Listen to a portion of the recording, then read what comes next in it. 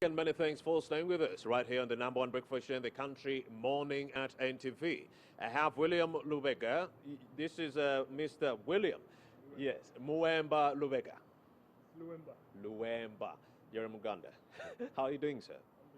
All right, Mr. Luemba Lubega is an economist with whom we are going to be expanding more on the job creation struggles within this country. Like I did mention within my preamble, yes, over 500,000 fresh graduates are being churned out into the job market to strive or struggle for some 20,000 jobs that are already on the market. So, Mr. Luemba, very good morning. Good morning. What would it take to fix Uganda's job creation struggles?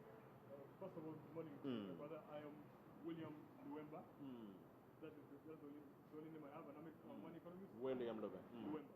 I'm an economist. I will do some. Should I say? Let me call it. Let me hold it for you. Let me call it a small-scale business resource.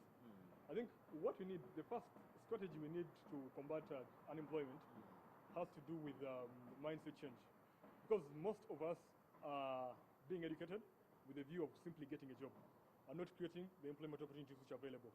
I'll give you a very simple example.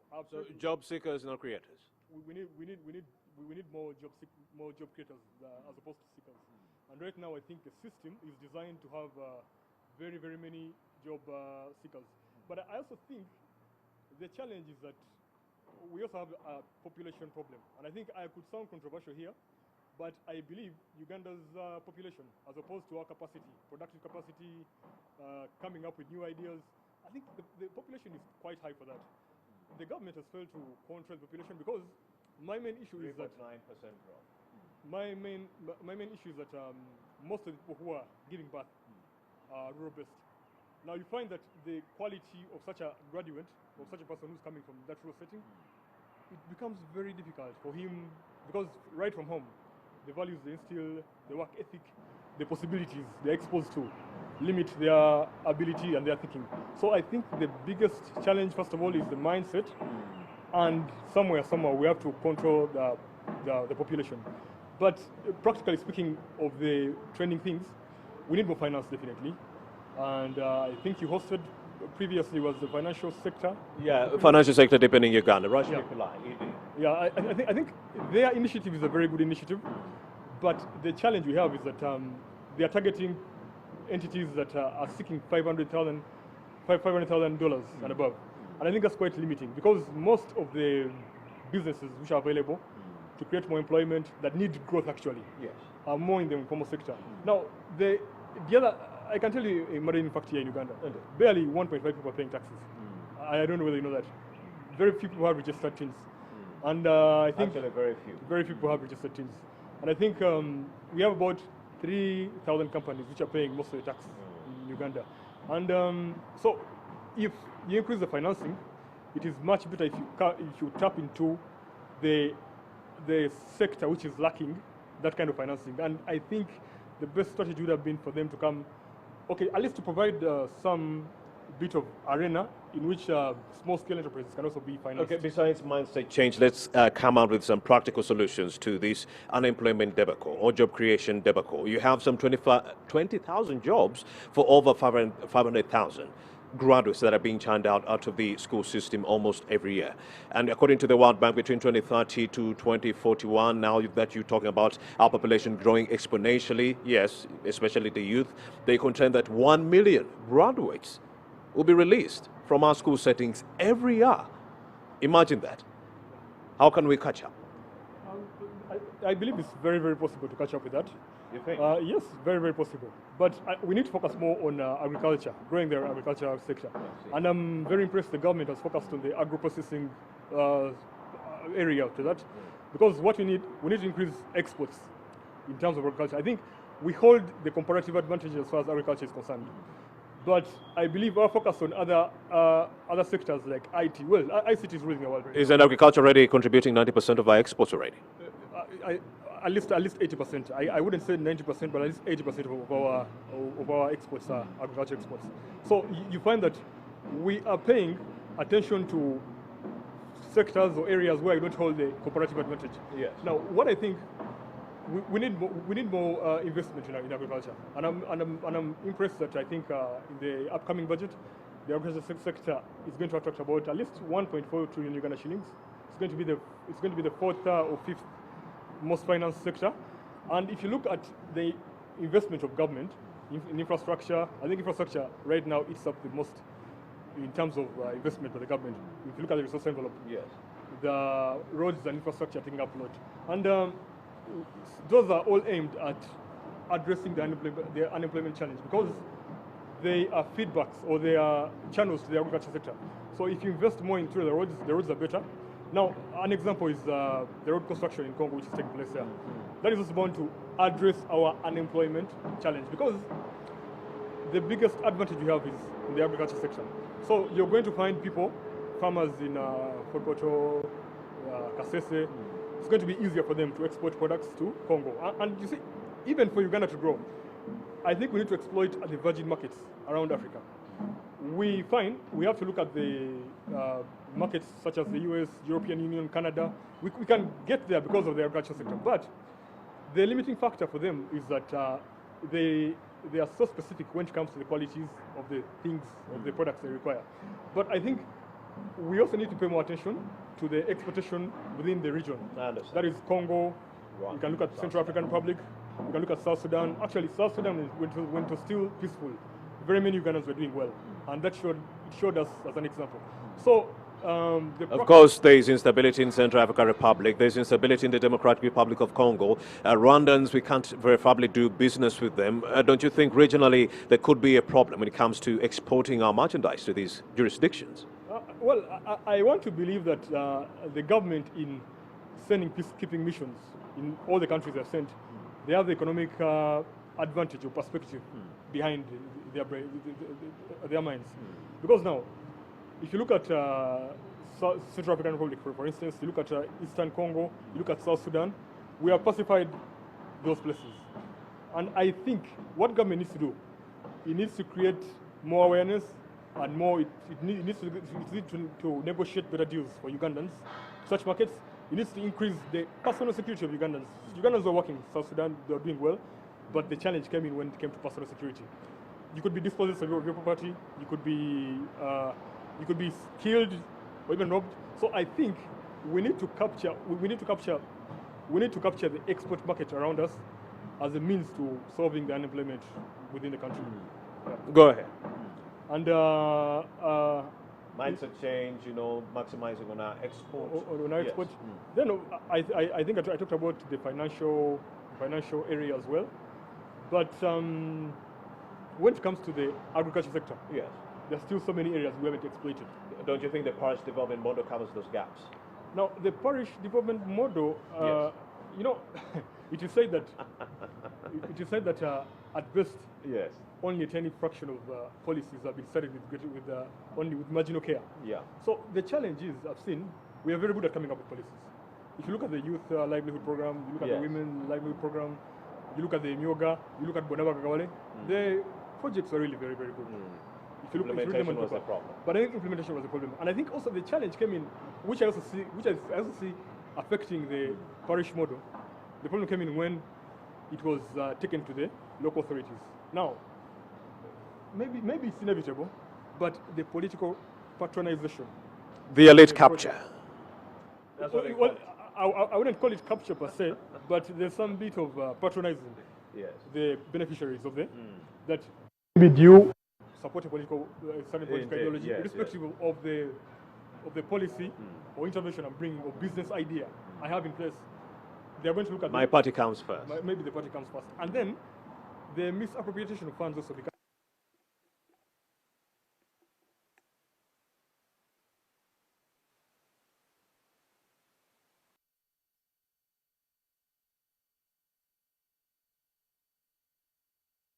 The only way we can alleviate unemployment is by making that switch from subsistence. It seems like all the, according to all the recommendations, all the resolutions coming in from the experts abroad, they are saying agriculture is the game changer. But as it is, the parish development model in its current shape, do you think it will go a long way in giving us that switch we are looking for or clamoring for? Definitely, if it's followed to the dot, it will go a long way because, I've studied it, I've graduated, studied it, and I've seen. If you look at it, kind of reminiscent of the cooperatives which are available. I see. So, because our farmers, they are small scale first of all, they lack capacity, and their subsistence, because they first produce for the family, then they look at selling. What's left? Yeah, what is left to sell that. Now, the cooperative, the parish development model has, they have ideas of negotiating, first of all, advising farmers before pre-season about what to plant and in which quantities. Then they also have the provision of looking for market for the farmers when the products are available, looking for ready and best market they can get. But if it's followed to the dot, it has the capacity to help develop the agriculture sector, because our farmers suffer from a lack of information problem. An instance is, I believe, the biggest beneficiaries when it comes to the agriculture supply chain could be transporters. Because now you can go and buy maybe a lorry of manda of charcoal from a rural area. It is possible that maybe the price of that lorry of that charcoal could be about 3 million to fill up a lorry. Indeed. But now the transportation comes to about 2 million. But then if you look at the work of transportation, it's kind of minimal. Okay, depending on how much they earn and how much they put in, you feel the farmers are being exploited. So I think if the parish development model comes in, looking at solving those problems, it's going to go a long way. But we also have to question is that, I wish you had used another example rather than charcoal burning, because after World Environment Day, we can look at the cows, we can look at the dairy, we can look at the dairy area, we can look at so many areas. We should actually be calling on Ugandans not to engage in charcoal burning, because when they do so, deforestation comes about, climate change exacerbates, and then it rears its ugly head. People in agriculture cannot work anymore. So please do not burn charcoal. That's not a business you should be engaging in, because the farmers will be the people who lose the most in that regard. We should be engaging in businesses that are environment friendly in that regard. Actually, I also believe the parish development model is aimed at solving that. It can help us solve the climate change problem which is there. How? I am skeptical about the climate change thing, personally, but I think when you look about climate change, yes, I'm the whole phenomenon. I'm talking about especially its impact to developing economies like Uganda, because Explain. our level of industrialization is still low. So you don't think the fumes or the carbon emissions are that much? That much. I think they're affecting. Okay, here's what they're saying. They're not saying that, okay, we do have many factories or companies that are causing too many of the carbon emissions, hence climate change. They're saying the carbon emissions from the first world countries, what they are producing, we are the ones bearing the brunt. You get a point. When the Americans produce or burn that coal and so forth, it is Uganda that is going to suffer, because the ozone layer is weakening and we are suffering from the direct sun ray burns, which are causing maybe deforestation, water is being lost from, and so forth. Remember that, look, we are talking about people who are in the subsistence economy. Indeed. You understand? It is going to be very difficult for you to advise someone who expects to earn maybe 50,000 from sacks of charcoal, 2 sacks of charcoal, to advise him against burning the environment. So again, to get back to the parish development model, I think if you can sensitize first of all, and we can help out those people develop their businesses, that maybe you're discouraging deforestation. What alternative are you putting in place? Are we seeing maybe we need to develop solar more, geo-energy? We also need to exploit such areas. So I haven't deeply studied the parish development model as regards to that. But I think it has the capacity to go a long way towards solving such problems if we stick to the. All right, William Luemba. Luemba is an economist, and with whom we are expanding more on what needs to be done to create jobs within this dear country of ours. We are talking about job creation, but then people have lost jobs. 998,000 people either got their contracts terminated or suffered job cuts or less hours at the workplace. That was during the onset of the COVID-19 pandemic in 2020. 998,000 people lost their jobs. So we are talking about covering a deficit here. How will it be done? We have to look at the available. I am tired of singing agriculture. We have to look at the available resources we have and the alternatives we have. What are they? Now, most people have exposure to land. They can access land, at least. Very many of us. We don't necessarily own land, but there are very many different access abilities which you can get to land. So I think we need to encourage people to exploit more the agriculture sector, And we also have to look at the service sector, but I hate to encourage our technological adoption somehow, because it is capital intensive as opposed to labor intensive. Right now we need labor intensive businesses to create employment. So, And you don't think technologies will go a long way in helping? no, Because the World Bank says it's a major factor. as it is, no, technology can only help us, can only ease the ability to transact between me and you. Yeah. But I can give you an example, very basic example. You can look at Jumia, for instance. Now, if you look at the motorcycle man of Jumia, he delivers about 10 people. Now, those 10 people he delivers, maybe NTV, maybe Minister of Finance, maybe President's Office. You find that initially, maybe there are about 5 people who are working on those deliveries. And if you factor in the business factor, definitely. Look at, maybe I have to make a delivery to Tinda, I have to make one to Kabalagala, I have to make one. An app like Jumia puts a number of people out of employment. So we need to look at labor-intensive areas to create more employment, even as we look at revising or at moving ourselves out of the pandemic. It's like you're saying the fourth industrial revolution is actually killing jobs.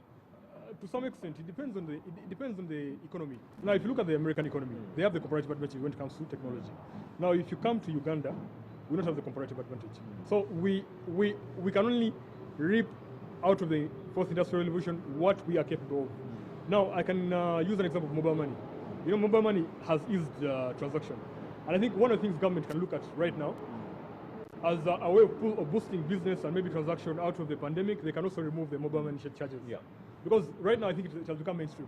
Everyone, irrespective of where they are, as long as you have access to phone, even capability, you can transact. So the charges, if you remove the charges, it can help us with... I hope you're not against use of technology within agriculture, because we need the tractors, we need the weather, you know, the weather apps that can actually tell when the dry season is going to hit, when it's going to be raining. What do you make of that? Use of technology I am against the use of technology in as far as replacing people in the processes of implementation is concerned. Look at transportation, for instance. I gave you an example of Jimmy. But there are so many various examples internationally. I can trade maybe with, I think with Amazon we are limited, but I can make a transaction outside, maybe Samsung, I buy a phone, it comes here with little engagement of any other person. So you realize that virtual communication is replacing people in as far as employment is concerned. But getting back to the initial question. And of course, under the pandemic, which is COVID-19, you would think that technology has gone a long way in helping us curtail the spread of the disease. We need, because the president himself, he was saying we need to cut down on the number of people at the workplace, go back to 30% levels, like we saw before the loosening of this lockdown. Well, for practical purposes right now, we need to adopt it. It's being helpful. But in as far as some sectors are concerned, overemphasizing technology is going to limit our capacity. Now, I wanted to give you an example. You look at the stock market, for instance. Right. During the pandemic, technological companies like Facebook, Google, the stocks were getting higher and higher and higher. Yes. So you should question yourself, why? Now, because the people who are earning from the use of technology are few compared to, and now actually it has exacerbated inequality. I'm happy that the group of 7 countries, they are developing a policy right now to impose a 50% taxation on technological companies, irrespective of where the headquarters are.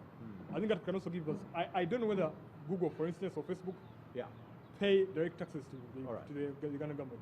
And I think we are going to create such avenues to increase the resource envelope. I wouldn't say to discourage the adoption of technology, but we have to be very careful when adopting technology, especially when looking at solving the main challenge we have, which is unemployment. Indeed. Let's also interrogate the 44.7 trillion budget, yes, that is going to be read this week. We also do know that out of the 44.7 trillion shillings, 20.8 trillion shillings is going to be coming from taxes, courtesy of the Uganda Revenue Authority. They did introduce 7 new taxes. You do know there is a 30% tax on all rental income. 70,000 shillings on fish more. You do have all 12% internet tax, 12% tax on our internet. So if Ugandans have lost jobs, over 1 million Ugandans have lost jobs, and SMEs have not been helped with the stimulus package to actually be resuscitated from this deep slumber that has been brought about by the COVID-19 pandemic, how will Ugandans cope this money? Yes, Luemba will help us expand more on this conversation. Luemba William, where will the 20.8 trillion Uganda shillings come from to finance this budget? I am happy they made it an indirect social media or internet tax. Because, you know, I think we are more effective at paying indirect taxes here in Uganda. So if you impose more, now if you look at data, for instance, I don't know the percentage of social media applications being used for business, but I barely think it reaches 50%. So the argument that when you tax maybe social media companies more, you're killing businesses, I don't think it holds value. So I am happy right now for URA. I think they have decided to make this. Wait. You don't feel like if you tax these social media businesses that bank on the e-world, you're not killing businesses? Because it's the opposite coming in from people like the CEO of Jumia, Ron Kwamara, who would say that this internet tax is going to kill me and my people. You have people who work in the e-world who have been telling me and calling me and saying, brother, if there is a way you can preach against this 12% levy on the internet, it's going to kill us simply because we are being told to get onto the internet. And then the same internet is seeing a tax on it. I think if you look at some of the canons of a good taxation, it must have a quality of equality, and then it should also be a little bit concealed. I've forgotten the principle, the right word for the principle. But if you conceal the taxation as indirect 12%, for instance, very few people are going hungry to be able to access Facebook or to be able to access WhatsApp. I don't think it's a kind of people. So when you put that taxation, because most people use social media right now for entertainment, and maybe I think it's good when it comes to news, to sharing news. But I don't think you're killing any business, because very many people will still pay that taxation whether they like it or not. As long as I have to access WhatsApp, I have to access Facebook, I'm going to pay that taxation. Now, if you look at the 5% taxation which has been imposed on the OTT, I think the way they brought it out wasn't smart. They made it the direct taxation, and that's why you saw the opposition. But I think it has been a long while since we had to impose some bit of taxation on the technology. And I believe the CEO of Jumia, that is Ron Kwamara, would beg to differ. Will just seek for you, sir, to just get your view on this tax on the internet. But before I let you go, Mr. Luemba William, I would like to know, are there any incentives in this 44.7 trillion budget that will go a long way in offering incentives for the job creators? Is there a win for me in this budget as an entrepreneur creating jobs? Yes, I believe if you look at it in relation to the Parish development model, that could be there. But if you also look at the most finance sectors, you can also get the opportunities for that. But I think the question you should be asking is, as an entrepreneur, you have to look at the budget and study the flow of where the financing is going. Then maybe if you're looking for money, as opposed to passion and all that, considerations which you may factor in before you start an enterprise, then you can invest in that. For instance, so study the cash flows and then make a final investment decision. Thank you very much, Mr. Luemba William. A good example is human capital development. All right. In the 2021-2022 financial year, it's going to get about 7.7 trillion, and it's the biggest financed sector. And I think you can, as an entrepreneur looking for opportunities, you can also look of ways to get into the human development arena. Luemba William is an economist with whom we've been having this conversation on how best we can create jobs for the over 500,000 young people who are churned out from the many learning institutions here in Uganda. Well, my name is Rami Bisiku. If you've gotten any idea from this conversation, Mr. Luemba says, please monitor the budget, monitor the cash flows so that you can be able to make a final investment decision in that regard based on information. My name is Rami Bisiku. Let's take a breather. Return shortly with more information right here on the number one. Good morning once again, and many thanks for staying with us right here on the number one show in the country, Morning at NTV.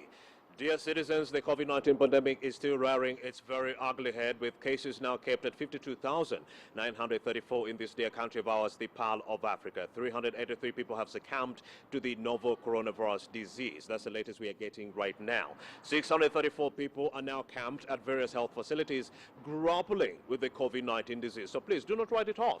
Wear your face mask. Ensure social distancing of at least 2 to 3 meters. Ivan Walonyolo brings us this update from Great Bay Hospital in Entebbe, where also this area has seen an increase of COVID-19 cases exponentially. A very good morning, Ivan. What's the latest from where you are?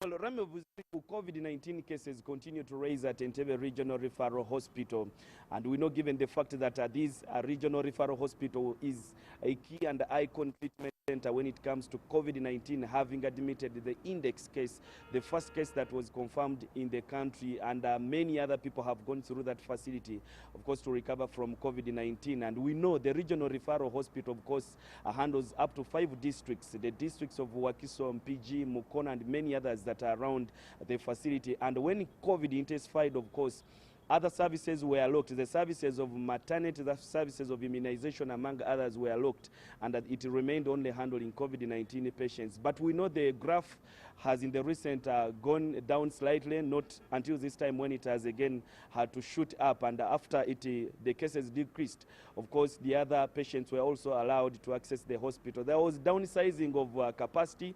Entebbe Regional Referral Hospital is a 200-bed capacity, but when it came to COVID-19, given the SOPs of social distance and many others, it could now handle 150 COVID-19 patients. And after that, remember, like I said, when it opened to outpatient departments, the other services that were being offered, they had to also reduce on the space of handling COVID-19 cases, and they were only left with the 45. So for the 45, given the recent raising numbers, now it has had to shoot, and I am told over now 50 people, and majority of them being in the ICU. And when this, of course, was done, remember, some of their staffs now were sent to other duties. Those who are doing vaccination, those who are doing, attending to other patients who have other illnesses were sent, and the number of the health workers now handling COVID-19 was 24, according to the administration earlier on. But we have been told that as we speak today now, the facility has decided to relock the hospital now to COVID-19 patients only. Now the other services are not going to be offered. They have been using some other tents that were put outside. But remember, it becomes very risky for such a high number. Up to 500 people were coming in the hospital every day to receive their COVID-19 vaccination. And given those lapses, some people are not capable of observing the set SOPs. So as we speak today, they have decided to relock the facility. So the people who were hoping to go and get other services of immunization, the maternity wards and many others, are now going to be operational at Entebbe Regional Referral Hospital. It is now specifically for COVID-19. So as I speak this morning, the hospital administration, the health workers are going into a meeting to decide on what next, probably where to put the vaccination exercise and where to handle or where to support the other health lower facilities that are around, to see that people can still access other services. So we are better off to follow up on this so we can give a better report in our subsequent bulletins. Rame Usiku. All right, Ivan Walonyolo giving us an update from Great Bay Hospital in Entebbe as cases of COVID-19 rise exponentially. We are now talking about 52,934 cases of COVID-19, 838 people. People have succumbed. No, 383. 383 people have succumbed as a result of the novel coronavirus disease. You wouldn't believe, on the international stage, we are now talking about 173.1 million cases of COVID-19. The US is now grappling with 33.5. You do have India with 28.9 million, and the third most baded country being Brazil with 16.9 million plus cases of COVID-19. 2 billion 91 million vaccinations have been undertaken on the whole entire international community. And we also do know, out of the 7.6 billion people who roam this earth, yes, 5% of that group have received at least 2 of those vaccines. Yes, and at least 11% of the entire 7.6 billion people on this earth have received at least 1 dosage of either Pfizer-BioNTech, AstraZeneca, Moderna, or Sinovac, or any of these Johnson & Johnson vaccines on the market. In Uganda here, 712,000 people have been vaccinated. 35,000, yes, have received at least 2 dosages of the AstraZeneca jab. And the president says we should be focusing on the 712,000 people to ensure that they receive their second dosage of the AstraZeneca jab. So as it is, the COVID-19 disease is here. Schools have largely been closed. Students should be going back home. That's according to the president. He has given the students from the 7th today all the way to the 10th to ensure that all students are brought back to their home setting. Then public transportation, inter-district travel shall be curtailed. We shall see borders go back to, ferrying 1 passenger, ferrying cargo all the way up to 6 p.m. A curfew for supermarkets and shopping malls will be now reduced to 7 p.m. Please adhere to the standard operating procedures, because it's our only chance to actually go back to normalcy, because if we don't, according to the president, he will institute a total lockdown in that regard. Speaking of the COVID-19 lockdown, it had very, very immense impact on the businesses within this country. We are talking about the small, medium enterprises that have been grappling left, right, and center. But then even guess what? The 1 trillion stimulus package that was given to UDB did not make it to many of these businesses. And that's another contentious situation or conversation I'd like to have with Mr. Luwemba William, the economist with whom we've been here having this banter on job creation. William Luwemba, very good morning once again. 1 trillion shillings is now somewhere seated in Uganda Development Bank. If you're an SME and you can't, reach a loan of 100 million, you cannot access this money. No, is this fair? I think it goes back to what the ED or financial development in Uganda was the facility they're offering. Yeah. They're offering a facility, but they haven't made the conditions, they haven't simplified the conditions of access for the small-scale traders. Yeah. And for you to pump life into the economy, back into the economy, you need to look at the small-scale traders. At least some of them were paying taxes. Now, I can give you an example. For instance, I think now people who have the capacity to access the money, maybe Kampala landlords. Now, if you go downtown there, their landlords are still demanding 6 months. Actually, some tenants were chased out of their buildings. Tenants were chased out of their rental places because they hadn't paid the 6 months we are in COVID. Now, I think the government hasn't come in very directly, either to control the behavior of the landlords or even to provide incentives. But I think we need to provide those incentives more to make sure. I think our areas of maybe of productivity, the weakness has to be how do we make small-scale enterprises accessible to such money. Mr. Luwemba, here's the current reality. Small, medium-sized enterprises have not been helped with a stimulus package to resuscitate themselves. Now you have a second lockdown, which is in the offing, which is going to be affecting businesses still. Even though supermarkets, malls will be open, but then they'll be working under reduced hours up to 7 p.m. Do you envisage a situation whereby SMEs or other businesses in this country are affected more with this continued lockdown or so that we are dealing with? Yes, okay. On the other hand, you have to sympathize with the president and the powers that be.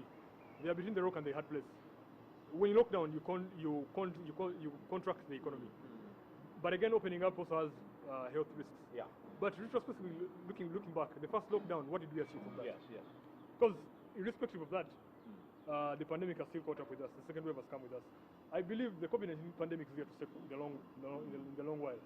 And I want to compliment the president's communication yesterday, because at least he never fully locked down. And I don't think it's a wise idea to fully lock down at whatever expense. Because now, if you control the business flow and movement between Kampala, Wakiso, and Mukono, I think at least 65% of our GDP comes from those areas. But of course, you're not locking down the economy, but then you're cutting down on inter-district travel. We all do know that businessmen, that is how they make money. They hop from one district to another. That is how they make money, targeting that particular customer. So you're cutting down or curtailing transportation in between districts. Don't you think that is another factor that will go a long way in making these businesses go back into deep slumber? Definitely. If you look at the Economist magazine, they published data, and they were saying about 3%. The world GDP would expand by 3% if trade rather was very free, and they would have the capacity to expand at least 100% the GDP of the world if movement was free. Of course, when you constrain movement, definitely the economy is affected.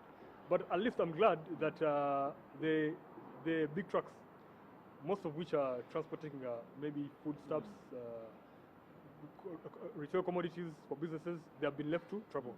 So that's going to limit the impact of the pandemic as far as the small-scale trader is concerned.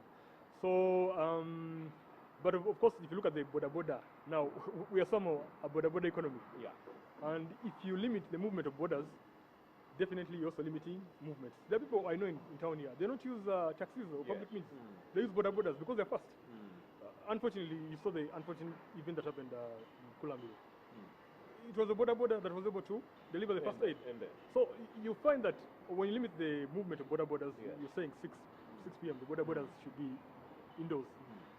It's going to affect the economy. All right, but what advice do you have for the business owners, entrepreneurs in this country moving forward with the current status quo? What advice do you have for them moving forward with this lockdown as it is, yes, in the next 42 days? I would offer the general or broad advice, which is adopt technology, but I think it's impractical given our setting. But what the entrepreneurs need to do, they also have to devise a mechanism or even a mentality of being able to work from home. That we need to develop that belief system that actually I can work from home and be able to reach my customers. We are yet to see more movement by the entrepreneurs. We are bound to see even more movement by customers, and I think there are more business opportunities to be exploited in there. For instance, you can look at the sanitizers. I think before the pandemic we had barely 3 making sanitizer making factories. But right now they are 100 plus. They're 100 plus. So still there are opportunities to look in the lockdown. But the most important thing is to develop the mechanism, develop the mentality, and maybe some bit of push on yourself. All right. I can be able to work from home and be able to still. William Luemba, thank you very much for having made the time to speak to Morning at NTV at this opportune moment. Now that cases of COVID-19 are rising exponentially and people in the business sector are scratching their heads, wondering how they will proceed now that we have new restrictions that have been slapped on the economy, onto the citizens of this country in a bid to curtail the spread of COVID-19, which is now kept at 52,935 cases of COVID-19. 383 people have succumbed. Please wear a face mask and ensure social distancing of at least 2 to 3 meters. Like we did contend, students should be coming back now from the 7th all the way to the 10th of June before we stop public transportation and inter-district travel. My name is Rame Busiku. Of course, this is a show that brings you first-hand information. Let's do it tomorrow, same time. Have yourselves a blessed morning.